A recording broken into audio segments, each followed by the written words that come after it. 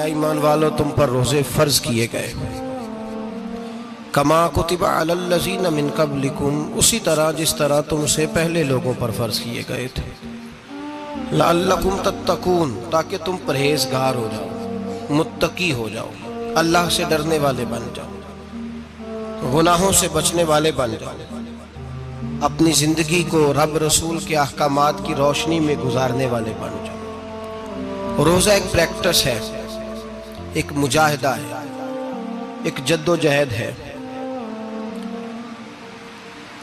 جد و جہد کس چیز کی اللہ کی رضا کے مطابق اپنے آپ کو ڈھالنے کی جد و جہد صوم کا لغوی معنی ہوتا ہے رک جانا حلال رزق سامنے پڑا ہے حلال مشروب سامنے پڑا ہے حلال رشتہ بیوی کا موجود ہے لیکن ان سب چیزوں سے حالت روزہ میں رکنا اللہ کی رضا کے لیے رکنا اس کا نام روزہ ہے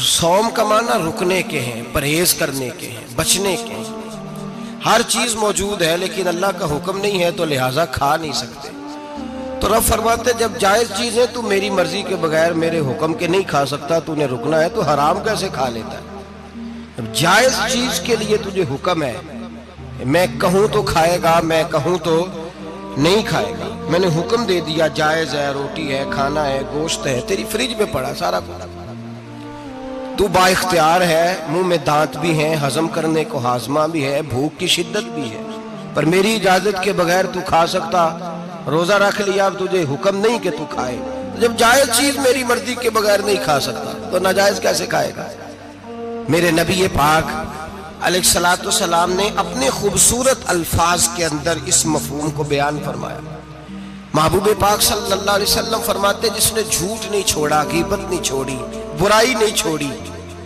اللہ کو اس کے بھوکے پیاسے رہنے کی کوئی ضرورت نہیں وہ کاہے کا رکا ہے جب کوئی کام تو اس نے اللہ کی رضا والا کیا نہیں روزہ رکھ کے دغا کر رہا ہے روزہ رکھ کے جھوٹ بول رہا ہے روزہ رکھ کے کم ماپ رہا ہے تول رہا ہے دھوکہ دے رہا ہے رشوت لے رہا ہے فراڈ کر رہا ہے حرام کا مال کٹھا کر کے کہتا ہے اس میں سے چلو 10 دیگیں بھی پکا دیں گے وہ بھائی جو کام اللہ نے تجھے کرنے کو حکم دیا تھا جب تو وہ بجا ہی نہیں لا رہا مقصد روزہ ہی تو حاصل لعلکم تتقون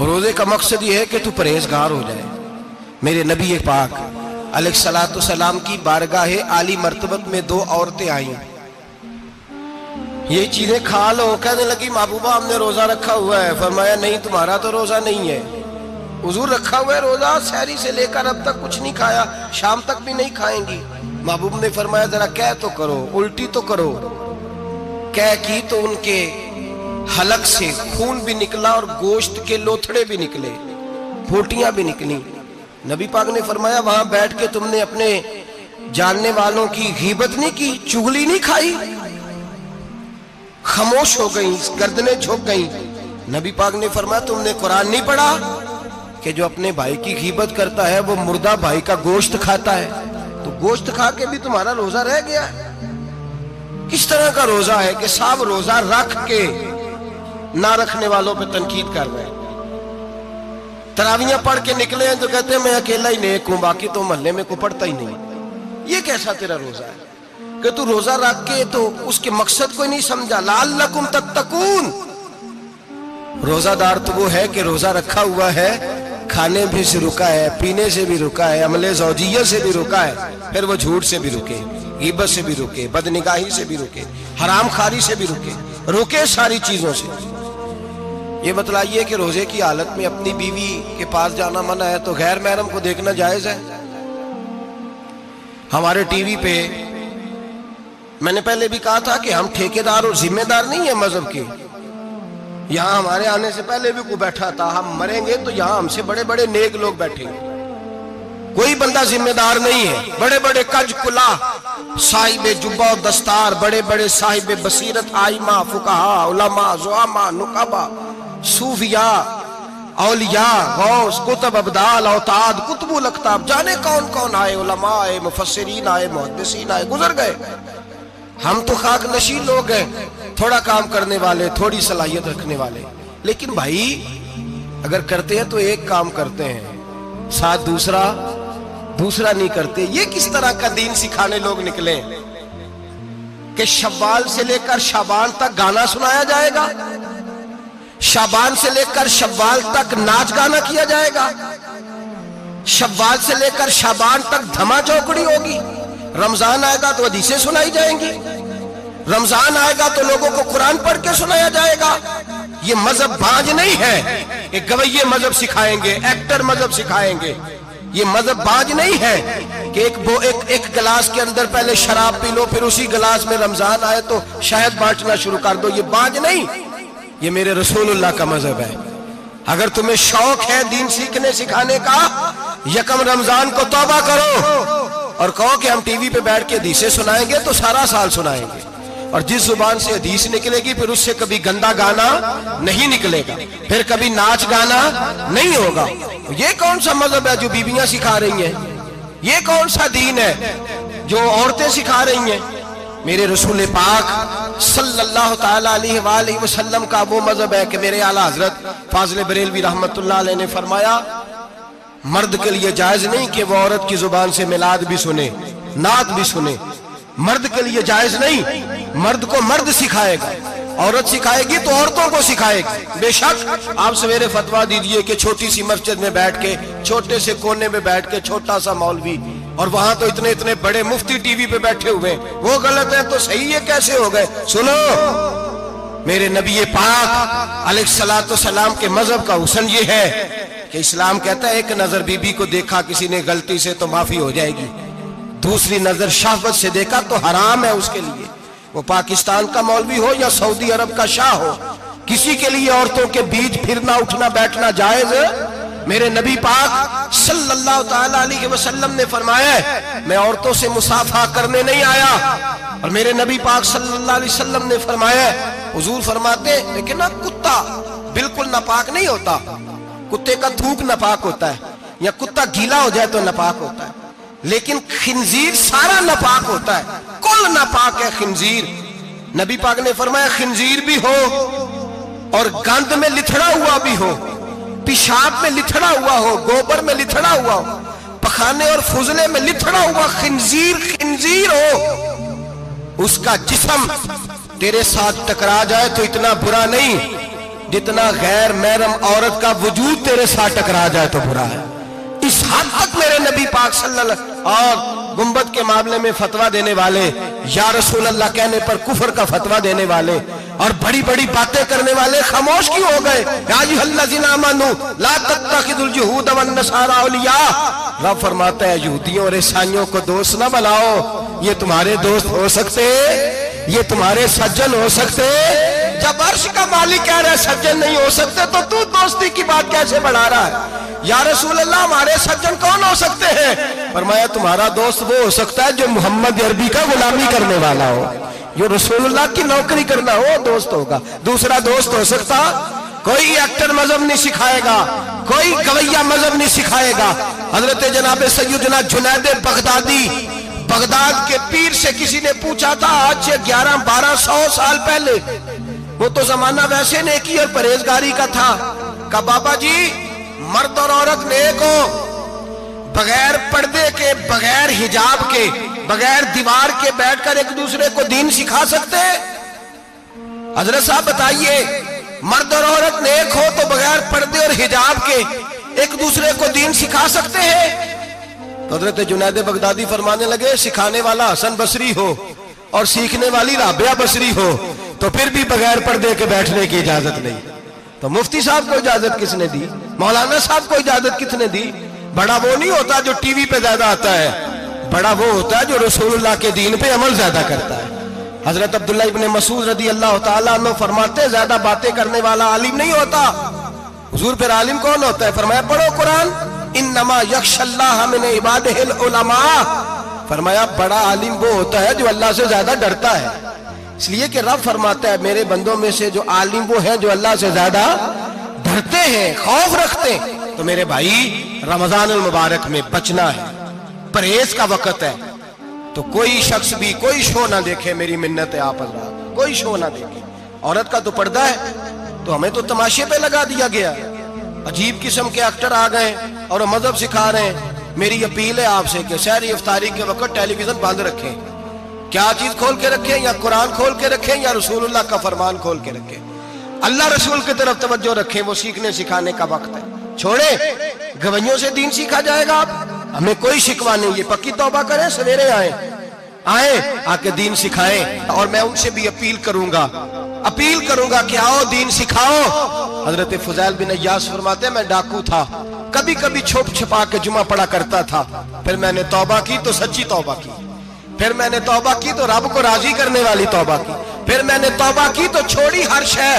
غریبوں کا لوٹا ہوا مال واپس کیا، جس کے پیسے نہ دے سکا اس کے گھر میں جا کے اس کی بھینسوں کو چارہ ڈالا، اس کے اونٹوں کی خدمت کی، میں نے قرضے چکائے. فرمایا میں سچی توبہ کر کے مسجد آیا، جس خطیب کے پیچھے میں جمعہ پڑھا کرتا تھا وہ میرے ہاتھے بیعت کر کے مرید ہو گیا.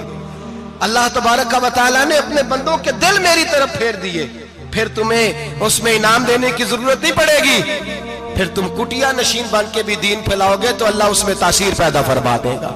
تو روزے کا معنی رکنا ہے. روزے کا معنی بولیے، روزے کا معنی رکنا. کس سے؟ جھوٹ سے، غیبت سے، بدی سے، بد نگاہی، کھانے پینے. روزہ کس پہ فرض ہے؟ امیروں پہ کہ غریبوں پہ؟ جی کہنے نے میرا تو کام ہی محنت مزدوری والا، میں کیسے روزہ رکھوں؟ میں تو دیہاڑی لگاتا ہوں تو روزہ کیسے رکھوں؟ میں نے نہیں کسی حدیث میں پڑھا کہ روزہ وہ رکھے جو دفتر میں بیٹھتا ہے. صحابہ کے زمانے میں تو دفتر ہوتے ہی نہیں تھے، کسی جگہ نہیں لکھا ہوا روزہ وہ رکھے گا جو اے سی میں بیٹھتا ہے. تب تو اے سی تھے ہی نہیں. حضرت ابوبکر صدیق رضی اللہ تعالیٰ عنہ سے لے کر جناب بلال تک سارے اپنے ہاتھ سے کام کرتے، سارے اپنے ہاتھ سے کام کرتے سارے. حضرت عمر فاروق رضی اللہ تعالیٰ عنہ خلیفہ وقت ہونے کے باوجود مال غنیمت کے اونٹ چڑھنے جاتے تھے تو چراگاہ میں چھوڑنے میں جاتے تھے، لینے بھی آتے تھے واپس. سارے لوگ اپنے ہاتھوں سے مشقت والے کام کرتے. حضرت بلال مزدوری کرتے، سلمان فارسی مزدوری کرتے، مقداد مزدوری کرتے، صحابہ مزدوریاں کرتے، روزے رکھتے. اور رمضان کے جانے کا وقت ہوتا تو در رسول پہ کھڑے ہو کے عرض کرتے محبوبہ دل نہیں بھرا، دل کرتا ہے کبھی رب سارا سال ہی روزے عطا کرے، سارا سال رمضان دے تو ہم سارا سال روزے رکھنے کو تیار ہیں. جذبہ تھا، طاقت تھی، ہمت تھی. آج نوجوان لڑکا ہے کہتا ہے مجھ سے بھوک برداشت نہیں ہوتی. میرے بھائی رب بیماری لا دینا، اللہ سے دعا مانگے اللہ شفائے عطا فرمائے، اور دعا کرے اللہ آزمائش سے محفوظ فرمائے. آپ یقین کریں میں نے لوگوں کو دیکھا ہے حلق سے قطرہ نہیں اترتا، خوراک کی نالی لگی ہوئی ہے، اعلیٰ غذائیں پکی ہوئی پڑی ہیں. عرش کا مالک کہتا ہے میں تیرے حلق سے گزرنے نہیں دوں گا. قانون بن گیا. میں نے دیکھا ہے ڈرپ پہ لوگ زندہ ہیں، بوتل لگی ہوئی ہے گلوکوز کی، گزارا چل رہا، اعلیٰ غذائیں پڑی ہیں، لاکھوں روپیہ تجوری میں پڑا ہے. مالک کہتا ہے تو نہیں کھا سکتا تو وہ کھانے نہیں دیتا، نہیں کھانے دیتا. ایک شخص یورپ کے علاقے کا، میں کسی کالم نویس کا پڑھ رہا تھا، وہ کہتا ہے میری خربوں میں جائیداد ہے لیکن میرے معدے میں ایسی تکلیف ہے کہ میں آٹے کو چھان کر جو اوپر سے بورا نکلتا ہے صرف وہ کھا سکتا ہوں، اس کے علاوہ میں کائنات کی کوئی نعمت کھا نہیں سکتا. اور میرے بھائی وہ جب چاہے تو بڑے بڑے کھانے کھانے سے تجھے روک دے، تیرے دانت چبانے کے قابل نہ رہے، زبان نگلنے کے قابل نہ رہے، معدہ تیرا ہضم کرنے کے قابل نہ رہے، وہ جب چاہے تو جو مرضی کر لے. وہ کہتا چل تو میری مرضی پہ چلنا، ایک مہینہ میرے کہنے پہ نہ کھا، ایک مہینہ میرے کہنے پہ نہ کھا تو یا اللہ تو کیا کرے گا؟ فرمایا صوم تصحو. میرے نبی پاک نے فرمایا تم روزے رکھو اللہ تمہیں صحت عطا فرما دے گا، اللہ تندرستیاں دے دے گا، شفائیں دے دے گا. تم روزے رکھو اللہ تمہیں، سبحان اللہ، اللہ تمہیں، اللہ طاقت دیتا ہے، ہمت دیتا ہے، اللہ ہمت دیتا ہے. میں نے دیکھا ہے، میں نے بزرگوں کو دیکھا ہے، ضعیف لوگوں کو دیکھا ہے، کمزور لوگوں کو دیکھا ہے، میں نے دیکھا ہے روزے رکھتے ہوئے، مزدوروں کو دیکھا ہے روزے رکھتے ہوئے. میں اپنے ابا جی کو کہتا ابا جی اتنی سخت گرمی اور مزدوری آپ کرتے اور مزدوری کے عالم میں روزہ رکھتے تو کہتے پتر روزہ کی آندا ہے، روزہ کدوں کو جاندا ہے، روزہ اپنی جگہ تے مزدوری اپنی جگہ ہوتے. اور کئی دفعہ مینوں فرمان لگے مینوں یار سمجھ کوئی نہیں لگتی، پتہ نہیں روزے چ اللہ طاقت کتھوں دے چھڑدا ہے، اتنی زیادہ کام بھی زیادہ کریدا ہے تے روزہ بھی بھائی صوم تصحو. میرے مصطفیٰ نے فرمایا تو روزہ رکھ اللہ تجھے صحت عطا فرما دے گا. رب تعالیٰ تجھے، یہاں ہوٹل کھلے ہوئے ہیں، یہاں عجیب حالات ہیں، ہوٹل کھلے ہوئے ہیں، लोग बहाने ढूंढते फिरते हैं, कहते हैं कट लग गया था, जरा थोड़ा सा खून निकल आया, सनी प्लास लगाई है तो रोजा नहीं रखा, ये जरा मुझे थोड़ी दिक्कत हो गया तो मैंने रोजा नहीं रखा, खांसी लग गई है तो रोजा नहीं रखा। ओ खुदा के बंदे, रोजा तो नेमत है। और सुभान अल्लाह, मेरे नबी पाक ने फरमाया लिकुल्ल शैइन ज़कात व ज़कातुल जसद सौम, फरमाया हर शय की ज़कात होती है, वजूद की ज़कात रोजा है। रोजे रखो, जिस्म की ज़कात निकल जाएगी। फाका करना भी मेरे नबी पाक की सुन्नत है, मिसवाक करना भी सुन्नत है, और फाका करना भी। मिसवाक वाली सुन्नत ज्यादा अपनाते हैं लोग, फाका करना भी नबी पाक की सुन्नत है। एक साहब मुझे कहने लगे जनाब बैठ के खाना हुजूर की सुन्नत है। मैंने कहा कभी कभी ना खाना भी नबी पाक की सुन्नत है, ना खाना भी हुजूर की सुन्नत है। और हमारे फुकाहा ने लिखा है जो रोटी ज्यादा खाता है उसमें दो बातें पैदा हो जाती हैं। क्या क्या? एक बोलता ज्यादा है, दूसरा सोता ज्यादा है, गाफिल हो जाता है। फाका और हकीम अतिब्बा डॉक्टर कहते हैं कि पेट खाली रहे ना जिस आदमी का, उसका हाफजा मजबूत होता है, उसके ज़हन की गिरा खुलती है। ज्यादा खाने से तो खुमारी चढ़ती है, दिमाग ढूंढते फिरना, रोटी किधर से आज अच्छी है, घर में नहीं पकी तो होटल चले जाना, खाने के सिवा और काम ही कोई नहीं। ओ साहब, मेरे नबी पाक अलैहिस्सलाम ने फरमाया काफर 7 आंतों से खाता है, 7 आंतों से, और फरमाया मेरा मोमिन 1 आंत से खाता है। उसके वजूद में खाने वाली 1 आंत है, काफर 7 आंतों से खाता है। फाका कशी से नूरानियत पैदा होता है, कम खाना। देखे ना, नबी पाक सल्लल्लाहु अलैहि वसल्लम ने अल्लाह से फाका मांग के लिया, या अल्लाह 1 वक्त रोटी दे, 1 वक्त का फाका दे, मांग के लिया नबी पाक मांग के। हजरत अबू हुरैरा रदी अल्लाह ताला अन्हु फरमाते हैं भूख ज्यादा लगती थी ना जब मुझे, तो मैं हजरत उमर से, अबू बकर से, उस्मान, मौला अली से कोई मसला पूछ लेता था, और जब मैं मसला पूछता था तो वो मुझे रोटी खिला देते थे। जब मैं उनसे मसला पूछता तो वो मुझे, हजरत अबू हुरैरा फरमाते हैं मुझे भूख लगी, मैं हजरत उमर के पास गया, उनसे मसला पूछा। उनका रिवाज था जब मैं मसला पूछता तो पहले रोटी खिलाते। हमारे बुजुर्ग ये फरमाते हैं कि खाने खिला के दीन पढ़ाओ। सिर्फ तुम्हारा कुतुब खाना नहीं खुला होना चाहिए, तुम्हारा दस्तरखान भी खुला होना चाहिए। किसी ने नबी पाक सल्लल्लाहु अलैहि वसल्लम से पूछा था बेहतरीन मुसलमान कौन है? हुजूर ने फरमाया जो सलाम लेने में पहल करे और रोटी ज्यादा खिलाए, जो रोटी हर वक्त फिक्र करे आ यार तो रोटी खा ले, रोटी खाने की तरफ तवज्जो दिलाए। खिलाना सुन्नत है, ज्यादा खाना इसमें भी फर्क रखे। तो नबी पाक सल्लल्लाहु अलैहि वसल्लम के सहाबी हजरत अबू हुरैरा रज़ी अल्लाह ताला अन्हु फरमाते मैंने हजरत उमर से मसला पूछा, मैंने कहा हुजूर मसला बताएं, तो कहते पहले उनकी आदत थी जब मैं मसला पूछता तो रोटी भी खिलाते, आज उन्होंने मसला ही बताया है, रोटी कोई नहीं खिलाई। तो मुझे कहने लगे अबू हुरैरा तू सोचता होगा रोटी नहीं इसने पूछी, तूने कब से खाना नहीं खाया? मैंने कहा सुबह से। तो जनाब उमर कहने लगे मैंने कल सुबह से नहीं खाया। चल अबू बकर सिद्दीक के घर मसला पूछते हैं। कहते जनाब सिद्दीक अकबर के दरवाजे पे गए, जाकर के उनसे मसला पूछा। उनकी भी आदत थी जब कोई मसला पूछने जाते तो दस्तरखान बिछा लेते, कहते आओ रोटी भी खिलाता हूँ मसले भी बताता हूँ। कहते गए तो उन्होंने भी मसला बताया, रोटी कोई ना पूछी। तो कहने लगे उमर अबू हुरैरा तुम लोगों ने कल परसों से नहीं ना खाया होगा। और अबू बकर को 4 दिन गुजर गए हैं, थोड़ा सा दूध मिला है या खजूर मिली है, रोटी कोई नहीं मिली।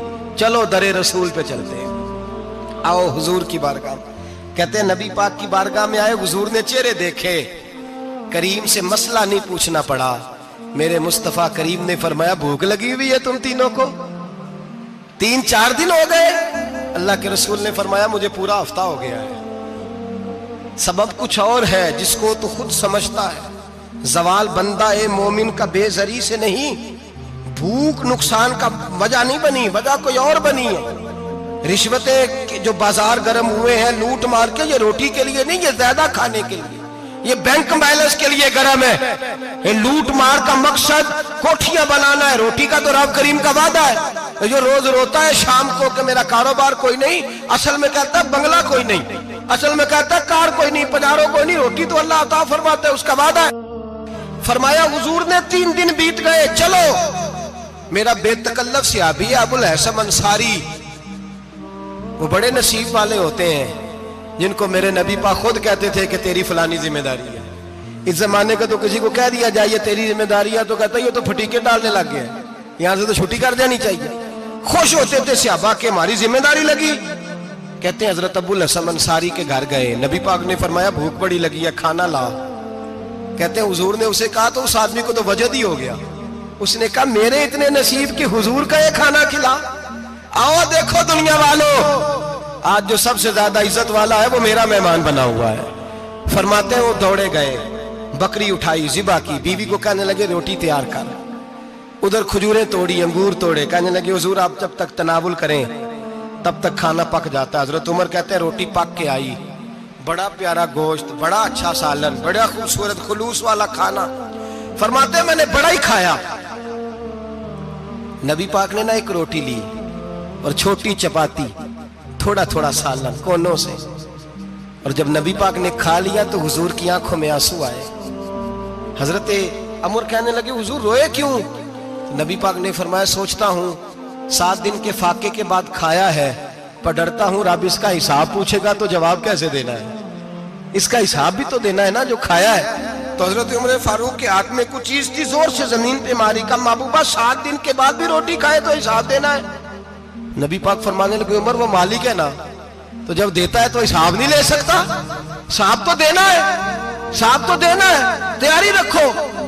صحابہ کرام فرماتے ہم نے ارادہ کیا کہ آج کے بعد ہم پھر فاقے کریں گے، کم کھائیں گے، اس لیے کہ حساب دینا ہے. میرے بھائی وہ فاقہ کشی کرتے تھے، ڈرتے تھے. وہاں تو لوگ کھا کے بیمار ہیں، کھاتے جا رہے ہیں، سوتے جا رہے ہیں، کھاتے جا رہے ہیں، سوتے جا رہے ہیں. یہ بھی وقت آئے گا رمضان شریف کا، سویرے درس پہ آؤ کہتے نیند بڑی آتی ہے، سویرے 2 سپارے پڑھ کے سویا کرو کہتے صاحب نیند بڑی آتی ہے. فجر کے بعد ہی تو وقت ہوتا ہے اللہ اللہ کرنے کا، شہری کا، کھاتے جا رہے ہیں، سوتے. لوگ جماعت سے نماز نہیں پڑھتے سو جاتے، جماعت کا ثواب چھوڑ کے سو جائیں گے. بھائی رمضان مبارک میں فاقہ کشی کی ٹریننگ ہوتی ہے، فاقہ کشی کی تربیت لے، رمضان میں روکے اپنے آپ کو، تربیت ہوگی.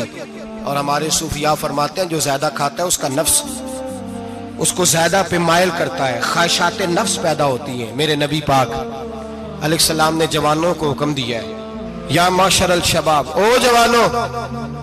یا رسول اللہ کیا حکم ہے؟ فرمایا یا نکاح کر لو اگر طاقت ہے، نہیں طاقت تو روزے رکھو. حضور روزے سے کیا ہوگا؟ فرمایا تمہارا نفس کچلا جائے گا، شیطان وسوسہ اندوزی نہیں کرے گا. آج نوجوان بڑھ بڑھ کے کھاتا ہے، بہت زیادہ کھاتا ہے، کبھی اس ہوٹل سے کھاتا ہے، کبھی اس ہوٹل سے کھاتا ہے. اتنا زیادہ کھائیں گے تو نفسانی قوتیں اچھل کر کے آئیں گے، مشکل ہو جائے. شادیاں دیر سے ہوتی ہیں، ماں باپ آنکھیں بند کر کے بیٹھے ہوئے ہیں. اگر ماں باپ کی ذمہ داری ہو اور ماں باپ نکاح نہ کرے تو نبی پاک نے فرمایا بچے گناہ کریں گے تو جتنا گناہ بچے کو اتنا باپ کو بھی ہوگا.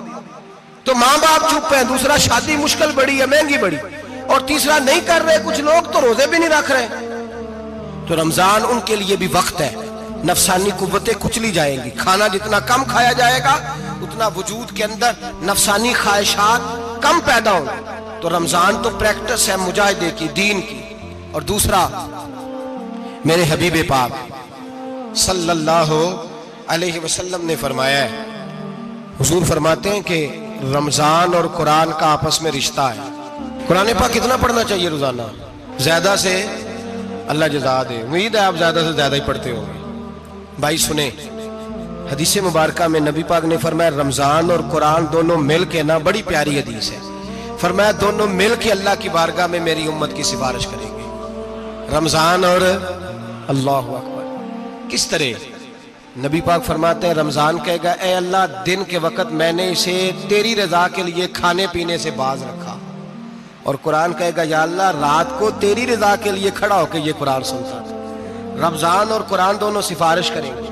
ہم نا بڑا کچھ پڑھتے ہیں، سنتے ہیں، سیکھتے ہیں. اب یقین کریں یہ کھاتے بھائی کا بھائی سے اختلاف ہو جائے نا تو وہ 30 سال پرانے کھاتے کھول کے لے آتا ہے، ساری رات ڈھونڈتا ہے کہ میرے پیسے کہاں سے نکلتے ہیں، پڑھ لیتا ہے. قرآن پاک کی باری آتی ہے تو نہیں پڑھتے قرآن پاک. ابا جی کا ختم ہوتا ہے تو مانگتے پھرتے ہیں، کہتے ہیں 2 قرآن پاک 10 قرآن پاک. یہ باتیں بتانی نہیں چاہیے، کرنی نہیں چاہیے، لیکن چونکہ تربیت کے لیے بیٹھا ہوں تو کر دیتا ہوں. میرے شاگردوں سے پوچھیں، یہاں مدرسہ ہے الحمدللہ، درجنوں طلباء ہیں، اساتذہ ہیں، میرے پیر بھائی ہیں، اور میرا یہ دعویٰ ہے کہ شاید کوئی کسی سے اتنا پیار کرتا ہو جتنے میرے شاگرد اور مرید مجھ سے کرتے ہیں. لیکن میں نے کبھی کسی سے نہیں کہا کہ ذرا سورت فاتحہ پڑھ کے دینا، میں نے اپنے ابا جی کو ثواب دینا ہے. پوچھ لیں کسی سے، किसी से नहीं कभी कहा, कभी नहीं मैंने कहा कि जरा मुझे थोड़ा सा कुरान पढ़ दे। मैं इसको नाजायज नहीं कहता, पढ़वाना चाहिए, लेकिन मैं अपने वालिदैन के लिए कभी सवाल नहीं करता कि मुझे जरा पढ़ के दो, मैंने बख्शना है, इसलिए कि मैंने जाती तौर पे रूटीन बनाई है। मैं समझता हूँ कि कायनात के अंदर मेरे ऊपर जिन लोगों ने एहसान किए उनमें सबसे ज्यादा हिस्सा मेरे माँ बाप का है। मैं समझता हूँ इस बात, कितना नालायक हूं मैं कि मैं एक महीने में एक कुरान पाक भी पढ़ के उनकी रूह को एहसास नहीं कर सकता। मेरा ये तरीका है जाती, मैं कदगन नहीं लगाता, मेरा जाती तरीका ये, अलहम्द से शुरू करो और 2 सूरतें छोड़ के कुरान पाक खत्म कर दो आखिरी, और फिर फलक और नास सूरतें साथ ले जाओ। यहां बैठ के साले सवाब नहीं करना, खत्म नहीं दिलाना, साथ ले जाओ, कब्र पे खड़े हो जाओ और फलक और नास सूरतें कब्र पे बैठ के तिलावत करो। और जो कुरान मजीद पढ़ा है उनकी रूह को वहां एहसास करो। ओ भाई, औलाद जब माँ बाप के लिए पढ़ती है तो उसे कहना नहीं पड़ता अल्लाह बख्श दे, इसलिए कि औलाद की नेकियां खुद ब खुद माँ बाप के खाते में जमा होती हैं, खुद नेकियां जमा होती हैं। मेरे भाई, तू बच्चों से ये तो मुतालबा करता है कि बेटा इस साल रमजान मुबारक में मेरे लिए सत्तू जरूर बनाना, फलानी चटनी जरूर तैयार करना, ये क्यों नहीं कहता बीवी से कि डिशे कम बनाना? तू भी बैठ के कुरान पाक पढ़, मैं भी कुरान पाक पढ़ता हूँ। इधर आओ बेटा, यहाँ बैठ के तिलावत करो, मैं भी करता हूँ। बेटी इधर आओ, बैठ के कुरान पाक पढ़ो। कितना वक्त लगता है? हाफिज और कारी और उलमा अगर पढ़े तो 20-25 मिनट लगते हैं कुरान पाक का सिपारा पढ़ने, और अटक अटक के पढ़ने वाला भी पढ़े तो 1 घंटा लग जाएगा। और मेरे नबी पाक सल्लल्लाहु अलैहि वसल्लम ने फरमाया जो कुरान पढ़ते हुए अटकता है अल्लाह उसे डबल सवाब अता फरमाता है। फरमाया जो जुबानी पढ़े सिंगल सवाब, जो देख के पढ़े उसे डबल सवाब। हुजूर क्यों? फरमाया इसलिए कि मेरा कुरान देखने पे भी अल्लाह सवाब अता फरमाता है, कुरान देखने पे भी अल्लाह सवाब देता है, देखने का भी सवाब। रमजान शरीफ में कुरान पाक पढ़े, खोल के पढ़े। और मेरे भाई, अगर तेरा बच्चा पढ़े, अगर तेरी बेटी पढ़े, कायनात का खुशनसीब बाप वो है कि बेटा कुरान पढ़े, चाहे नाजरा ही पढ़े। जिसकी बेटी पढ़े, जिंदगी में इन्हें इस काम पे लगा जाओ, मरने के बाद भी पढ़ेंगे। इमाम जलालुद्दीन सुयूती शाफई रहमतुल्लाह अलैह फरमाते, हजरत ईसा कब्र के पास से गुजरे, कब्र पे अजाब हो रहा था, अल्लाह का गजब बरस रहा था।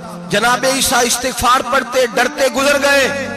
थोड़ी देर के बाद, चंद घंटों के बाद गुजरे तो उसी कब्र पे फूल खिले हुए थे, रहमत बरस रही थी। हजरत ईसा अलैहिस्सलाम अर्ज करने लगे, मौला तू बेनियाज है, मेरी ताकत नहीं तेरे कामों में बोलने की, पर अभी तो यहाँ अजाब हो रहा था, अभी रहमत बरस रही है। जनाब ईसा कहते हैं आवाज़े खुदाबंदी आई, ईसा बंदा बड़ा गुनाहगार था, पापी था, मुजरम था, खताकार था, लेकिन जब इसका इंतकाल हुआ, इसकी बीवी हामला थी, उसके पेट में बच्चा था, बच्चा इसके इंतकाल के बाद पैदा हुआ। आज वो 4-4.5 साल का हुआ है, मकतब में गया है, मदरसा में गया है, उस्ताद ने बिस्मिल्लाह शरीफ पढ़ाई है। फरमाया उसने तोतली जुबान से कहा है बिस्मिल्लाहिर्रहमानिर्रहीम का, ऐसा मुझे बतला इस जमीन पर वो मासूम जिसे अभी रहमान और रहीम कहना नहीं आता, वो तोतली जुबान से मुझे रहमान और रहीम कहे और मैं उसी जमीन पे उसके बाप को अजाब दूं? फरमाया उसने एक बार रहमान और रहीम कहा है, मैंने उसकी बाप की कब्र को नूर से मामूर फरमा दिया है, नूर से भर दी है कब्र, बरकत से भर दी है। अल्लाह करे मेरे बेटे भी कुरान पढ़े, अल्लाह करे मेरी बेटियां भी कुरान पढ़े, अल्लाह करे हम सब की औलादे कुरान पाक पढ़े। लेकिन ना इमाम आजम अबू हनीफा रमजान में 61 कुरान पाक पढ़ते थे। कितने? 60 टेक, अल्लाह अकबर। एक कुरान पाक दिन में पढ़ते पूरा, एक रात को पढ़ते, एक तरावी में पढ़ते। 61 कुरान पाक इमाम साहब पढ़ते। आप फरमाते मैंने छोड़ दिए सारे वजीफे, मैं सिर्फ रसूलुल्लाह का कुरान पढ़ता हूँ। रमजान सारा कुरान पाक, सारा रमजान। अब तो आदत ही नहीं रही हमें कुरान पाक। अगर लोग नाराज ना हो तो महफिल नात होती है तो तिलावतें कितनी होती हैं, और नाते हमने ज़ौक़ ही नहीं बनाया, ज़ौक़ ही नहीं बनाया हमने तिलावत कुरान का। इसलिए कि कुर्रा उलमा फुकरा इनको हम तैयार ही नहीं कर रहे, हम तो एक्टर पाल रहे हैं जो पैसे लेते हैं नात खानी के, माज़अल्लाह। ओ मेरे भाई, क्या कुरान मेरे नबी की नात नहीं? हजरत आयशा सिद्दीका रज़ी अल्लाह तआला अन्हा के पास सहाबा गए, कहने लगे अम्मा जी हमें नबी पाक का इखलाक बतलाएं। तो अम्मा जी कहने लगी जाओ जाके कुरान पाक पढ़ो, काला खुलुकुहुल कुरान, सारा कुरान मेरे नबी के इखलाक का ही नाम है। یہ ساری نعت ہے، یہ ساری نعت ہے۔ اس نعت کو سننے لوگ کیوں نہیں آتے؟ اتنا رش میں اپنے نعت میں اتنا تراویح پہ کیوں نہیں ہوتا؟ اور ملت کا جوان یاد رکھے، بوڑھے تراویح پڑھتے ہیں، ضعیف تراویح پڑھتے ہیں، گھٹنوں میں درد ہے تراویح پڑھتے ہیں، بیمار بوڑھے تراویح پڑھتے ہیں، جوان وہاں چوک میں کھڑے۔ کیا جوانی اس لیے ہے چوکوں میں کھڑا ہوا جائے؟ کیا جوانی اس لیے ہے کہ سعودی عرب جانے کے لیے پاسپورٹ بنانا ہو تو 2.5 گھنٹے کھڑا رہے تو؟ شناختی کارڈ کے دفتر تو کھڑا رہے، پروٹیکٹر کے لیے کھڑا رہے، کافروں کے سامنے کاسا لیسی کرنے کے لیے تو کھڑا رہے، تو نوکری پہ جائے تو ساری رات کھڑا رہے، اور تو قرآن کے لیے کھڑا نہیں ہوتا؟ میرے محبوب نے فرمایا من قام ایمانا واحتسابا غفر له ما تقدم من ذنبه، فرمایا جو رمضان المبارک میں اللہ کی رضا کے لیے گناہوں کی معافی کے ارادے سے قیام کرے گا، راتوں کو عبادت کرے گا، اللہ اس کے پچھلے سارے گناہ معاف فرما دے گا۔ نوجوان ارادہ کریں، پروگرام بنائیں کہ انشاءاللہ قرآن پڑھنا بھی ہے، قرآن پڑھوانا بھی ہے، سننا بھی ہے، اور انشاءاللہ بولیے سننا بھی ہے اور پڑھنا بھی ہے اور پڑھانا بھی۔ ہمت کریں، دلیری کریں، آنکھیں کھڑے تو ہو، اللہ توفیق عطا کرے گا۔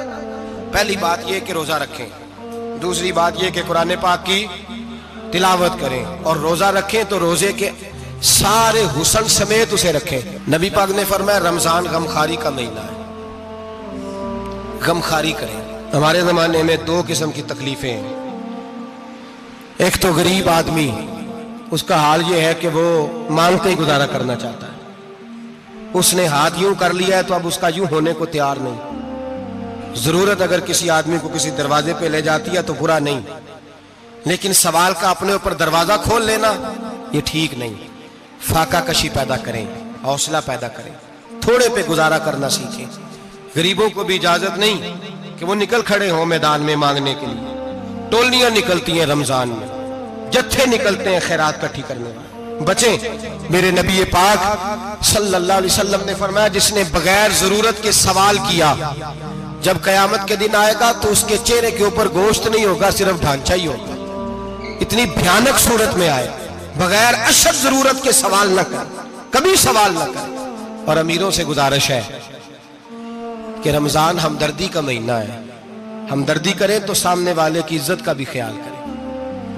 یہ بات درست ہے کہ غریب سیاڑا نہیں ہوتا، اس لیے کہ جس کی جیب میں پیسے نہیں ہوتے بھائی اسے عقل بھی نہیں ہوتی، جس کے گھر کار نہیں ہوتی اسے چلانے کا طریقہ، جس کے گھر اوون نہیں ہوتا اسے چلانے کا طریقہ بھی نہیں آتا، جس کے گھر میں چیزیں ہوتی ہیں اسے چلانا بھی آ جاتا ہے، جدے گھر دانے اودے کملے بھی اس کے سیانے ہو جاتے ہیں۔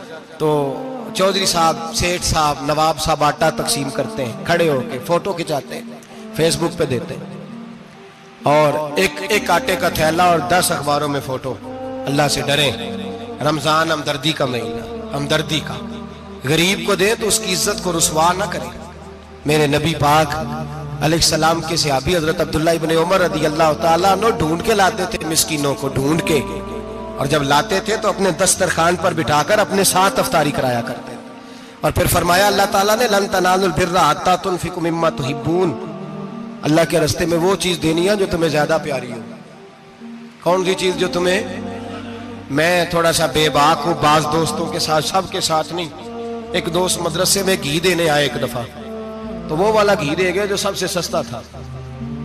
تو میں نے کہا مجھے دیانتداری سے بچائے، آپ یہی کھاتے ہیں گھر میں؟ کہنے لگے نہیں۔ تو میں نے کہا پھر ہم نے بچے مارنے کے لیے تو نہیں نہ رکھے ہوئے، کیا وہ والا گھی اللہ کے راستے میں پیاری چیز دے رہی ہے نا، اس لیے گلے گلے نوٹ لوگ مسجد کے گلے میں ڈال جاتے ہیں، پھٹے ہوئے ڈال جاتے ہیں، کہتے ہیں جوڑ لیں گے مولوی صاحب۔ اور خدا کے بندے پیاری چیز دینی تھی تم نے، اور تو نے اس کا ترجمہ الٹ کر لیا ہے۔ سمجھ لیں رمضان المبارک میں کسی غریب کی مدد کرنی ہے تو ساتھ اس کی عزت بھی کرنی ہے۔ نبی پاک علیہ السلام کے دروازے پر جب سے، یہ جملہ ایک ہے لیکن بڑا قیمتی ہے، صحابہ کہتے ہیں جب ہم دروازہ رسول پہ جاتے تھے خیرات بھی ملتی تھی اور عزت بھی ملتی تھی۔ خود بھیک دے خود ہی کہیں منگتے کا بھلا ہو، خیرات بھی ملتی تھی اور عزت بھی ملتی تھی۔ نبی پاک ساتھ عزت بھی دیتے تھے، مسکین کو غریب کو دیں اور خیر خائی کریں۔ جوتے بیچنے والے جوتوں کے ریٹ سستے کریں، کپڑا بیچنے والے کپڑے کا ریٹ، درزی صاحب بھی ریٹ سستا کریں، دکاندار بھی چیزوں کا ریٹ، حکیم صاحب پیسے کم لیں، ڈاکٹر پیسے کم کریں، حکومت نرخوں میں کمی کرے، اور یہ کام اجتماعی طور پہ کریں. میرے نبی پاک نے فرمایا رمضان غمخواری کا مہینہ ہے، اس میں غمخواری کرنی ہے، دوسرے کا خیال کریں، اظہار کریں، قربانی کریں. یہاں ہر چیز کا ریٹ بڑھ جاتا ہے رمضان شریف میں. ہر آدمی کہتا ہے میرا سیزن آ گیا ہے، توجہ بڑھائیں، خیال کریں، غمخواری کا مہینہ ہے. اور پھر آپ لوگوں سے یہ بھی گزارش ہے کہ رمضان المبارک کا جب مہینہ آئے تو جس آدمی کے ساتھ نیکی کرنی ہے وقت پہ کریں. کسی غریب کو پیسے دینے ہیں، کپڑے دینے ہیں تو یکم رمضان کو دیں. میں اکثر دوستوں سے پوچھتا ہوں، میں کہتا ہوں قاری صاحب نو جوڑا کدو دیندے ہو؟ کہندے 27 والے دن. میں کہ مینوں لگ گئی سمجھ، تہاڈی سازش ہے کہ جڑے سواں کے پا نہ لوے. ایویں مولوی چودھری صاحب دے نال دے کپڑے پا لے تے کتے لکھیا ہے اینوں دینا ہے 27. تسی دسو 27 والے دن کو درزی سی کے دیندا ہے اونوں 3 گنا بھی پیسے دئیے تے کہندا ہے جڑے باقی نے انہاں دے نہیں بٹن پہ لگ دے میرے کولوں. کتھوں جوڑا سی کے تو کس دن دیتے ہو قاری صاحب کو؟ کیا مقصد ہے؟ پہننے کے لیے دے رہے ہو یا اس لیے دے رہے ہو کہ نہ پہن سکے؟ تو بھائی آپ جب کسی کو کوئی چیز دیں گے تو کب دیں گے؟ جب وہ استعمال کر سکے. غریب کو لوگ فطرانہ دینے جاتے ہیں عید سے 1 دن پہلے، تو کیا کرے گا اس کا؟ نہ تو کپڑے خرید سکا، نہ روٹی لا سکا. بلکہ میرے حضرت صاحب فرماتے ہیں رمضان سے پہلے دے دو. رمضان کی نیت کر کے رمضان سے 1-2 دن پہلے دے دو، اللہ رمضان جتنا ثواب ہی عطا فرمائے گا. رمضان سے پہلے دو جس کو کچھ ہے دن، قبل از وقت تیاری کرو. اور میرے قبلہ حضرت صاحب فرمایا کرتے اپنے کپڑے بعد میں، غریب کے بچوں کے کپڑے پہلے، اپنے گھر کی ضروریات بعد میں، غریبوں کی ضروریات. اس لیے کہ اللہ پاک نے ان کا رزق بھی ہمارے گھر بھیج دیا ہے. ہماری ڈیوٹی لگائی ہے کہ تم نے بانٹنے والے بنو. اور یہ ذہن بنائے کہ پتہ نہیں کس کا حصہ تھا جو اللہ نے میرے گھر بھیجا. یہ ذہن بنا کے بانٹ.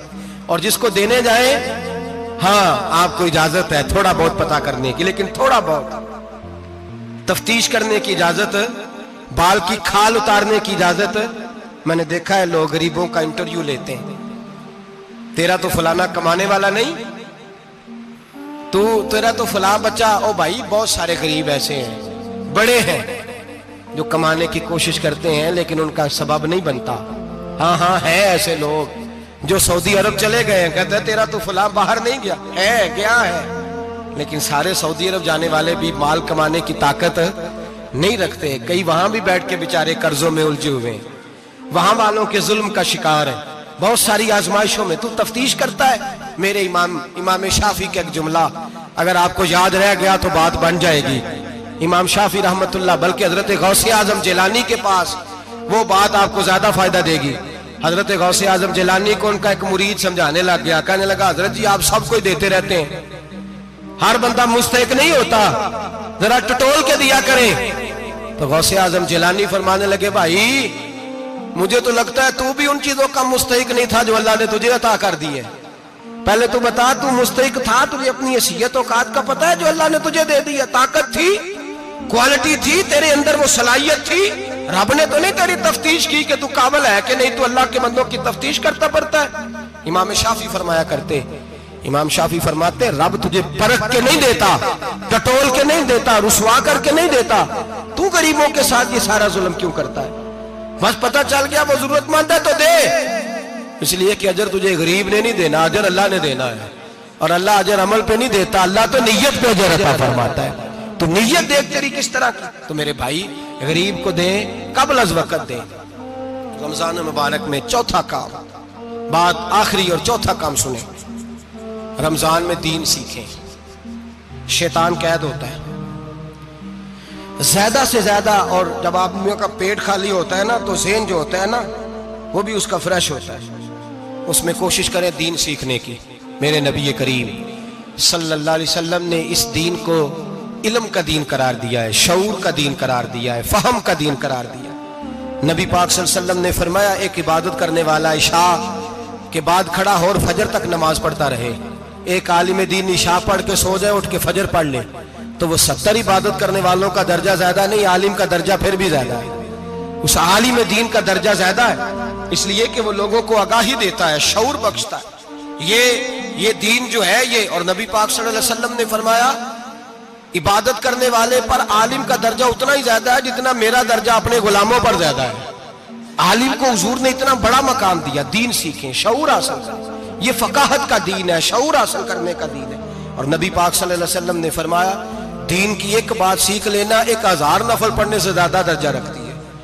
دین کی ایک بات سیکھ لینا 1000 جنازے میں شرکت سے زیادہ درجہ رکھتی. دین کی ایک بات سیکھ لینا، میرے نبی پاک صلی اللہ تعالی علیہ وسلم ارشاد فرماتے 1000 مریض کی عیادت کرنے سے زیادہ درجہ رکھتی. فرمایا جس نے رات کے ایک لمحے میں دین کی ایک بات سیکھی، اللہ اسے ساری رات عبادت کرنے سے زیادہ ثواب عطا فرمائے گا. میرے ارشاد فرمایا کرتے جب سیکھنے والے کو یہ ثواب ملے گا تو بتائیے سکھانے والے کو کتنا ثواب ملے، اسے اللہ کتنا درد. رمضان آ رہا ہے، شیطان قید ہے، دین پھیلانے کی کوشش کریں، جد و جہد کریں. بڑی نیند آتی ہے فجر پڑھ کے، لیکن اگر کسی کا ارادہ بن جائے کہ دین سیکھنا بھی ہے اور دین بچوں کو، تو پھر کوئی نیند غلبہ. ایک مثال ایک عالم نے سمجھائی. کوئی بزرگ تھے، درویش عالم، ان کے پاس ایک عورت آئی، کہنے لگی میں بچوں کو سویرے بڑا جگاتی ہوں، بچے جاگتے نہیں نماز کے لیے. بڑا عجیب جواب دیا بزرگوں نے، درویش نے، عالم نے. کہنے لگے بی بی کیوں نہیں جاگتے، جگایا کر، بیدار کیا کر، اٹھایا کر. کہنے لگی بڑی جدوجہد کرتی ہوں، اٹھتے نہیں، بیدار نہیں ہوتے. اللہ والے تھے نا. کہنے لگے یہ بتا اگر اس کمرے میں آگ لگ جائے تو پھر بچوں کو کیسے بیدار کرے گی؟ آگ سے بچانے کے لیے کیا کرے گی؟ پھر تو بالوں سے پکڑ بھی گھسیٹنا پڑا تو گھسیٹ کے کمرے سے لاؤں گی، پھر تو چوٹیں لگتی ہیں تو لگ جائیں، پھر میں پرواہ نہیں کروں گی. آپ فرمانے لگے یوں سمجھ لے جہنم کی آگ جل رہی ہے، اگر تیرے بچے نے نماز نہ پڑھی تو آگ لگ جائے گی، اگر اس نے عبادت نہ کی تو اسے آگ. اب جیسے بھی تجھے اٹھانا پڑتا ہے اٹھا گھسیٹ کے باہر لا، لیکن اس کی نماز قضا. نیند بڑی آ رہی ہے سویرے، لیکن اگر دین نہ سیکھا تو مشکل ہو جائے. جیسے بھی اپنے آپ کو جگانا چاہیے، ہمت کرنی چاہیے، دلیری کرنی چاہیے.